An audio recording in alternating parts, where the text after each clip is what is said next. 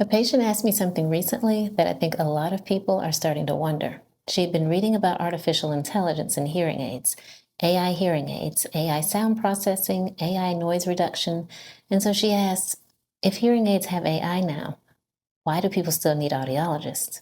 And that's a fair question, because right now it feels like AI is showing up everywhere. And if hearing aids are becoming smarter every year, what exactly is left for a human audiologist to do? Are we heading towards a future where hearing aids simply test themselves, program themselves, adjust themselves, and solve hearing aid problems automatically? Today, I want to talk to you about what AI is really doing inside modern hearing aids and whether it changes the role of an audiologist for you. Before we talk about audiologists, let's talk about why AI is getting so much attention in the hearing aid world. Part of it is marketing. Let's be honest. Right now, almost every industry wants to put the letters A and I somewhere in their advertising, and hearing aid companies are no different. But that doesn't mean it's fake.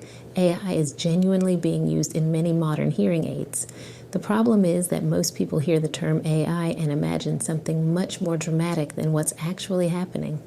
I've had patients talk about AI hearing aids almost like they're science fiction, as if the hearing aids are about to understand every conversation perfectly, or eliminate background noise completely, or somehow restore normal hearing, and that's where expectations start drifting away from reality. Because if you've ever worn hearing aids, you already know something. The hardest part of hearing isn't hearing sound, it's understanding speech, especially in noise.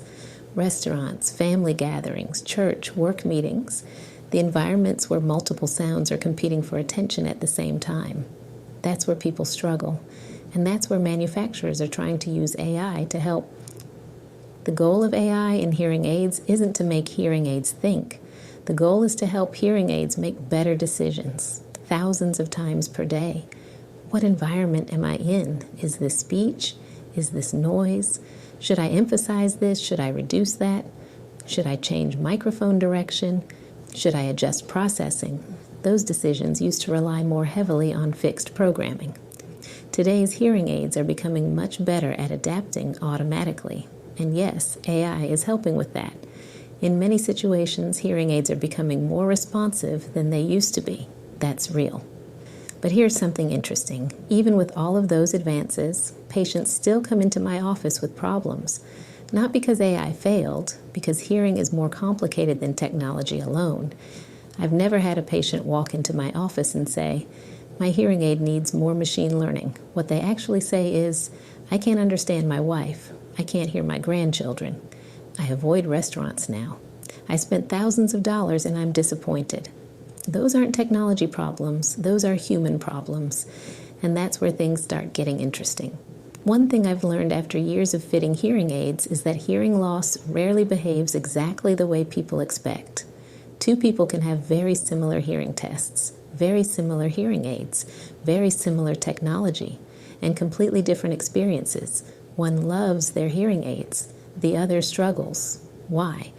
Because hearing isn't just about sound, it's about goals, expectations, lifestyle, communication needs, motivation, adaptation, all the messy human factors that don't fit neatly into a software update. This is where people sometimes misunderstand what audiologists actually do. Many assume the job is simply programming hearing aids. And yes, that's part of it, but it's a surprisingly small part of the conversations I have every day.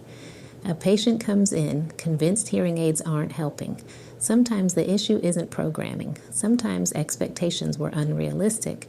Sometimes they stopped wearing them during the adjustment period.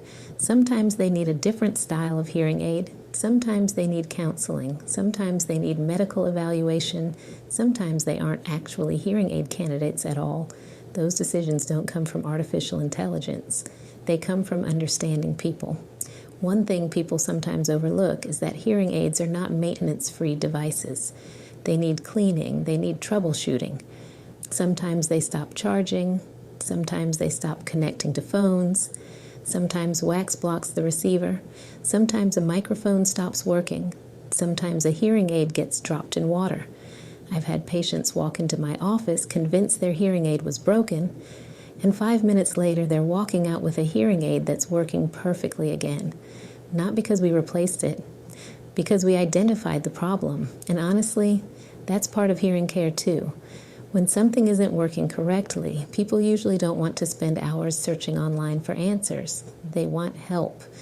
And here's where I think things become even more interesting.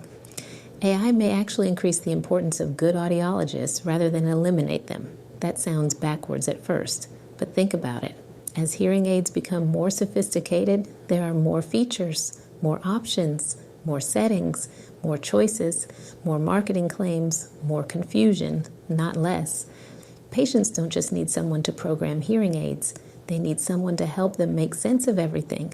Sometimes they need troubleshooting. Sometimes they need repairs. Sometimes they need adjustments. Sometimes they simply need someone to tell them, yes, that's normal, or no, that isn't normal. Those conversations happen every day in audiology offices. I've noticed that one of the biggest frustrations people have isn't hearing loss itself. It's uncertainty. They're not sure what they need. They're not sure what's realistic. They're not sure whether something is normal. That's where guidance matters. In fact, if you walked into many audiology offices tomorrow and removed every computer, every hearing aid fitting software program, and every piece of testing equipment, the hardest part of my job would still be there. Because the hardest part isn't operating technology. It's figuring out why two people with similar hearing loss can have completely different experiences. It's helping someone understand why they're still struggling.